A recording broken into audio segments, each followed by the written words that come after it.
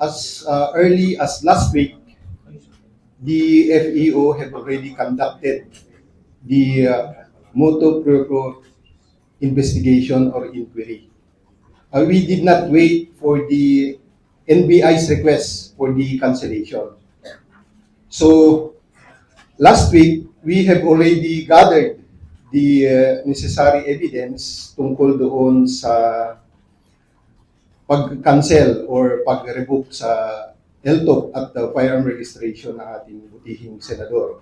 And we have already evaluated kung ano yung ground na gagamitin in as far as that ICC warrant of arrest is concerned. So with that, sir, kanina we have identified yung ground na gagamitin sa pag-revoke or pag-cancel ang tamang term sa LTOP or L firearm registration ng ating butihing senador. And with that, kaakibat niya yung confiscation. The ground is under Section 4G of the law of the RA 10591. That is, there is a pending criminal case where the imposable penalty is more than 2 years. And we all know that the crime has more than that, yung penalty niya. The decision is lodged with our Chief FEO as the delegated authority.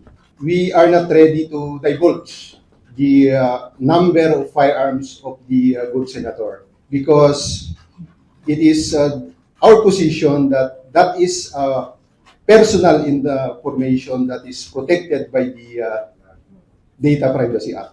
Though we see already the circulation of such news doon sa kanyang mga baril.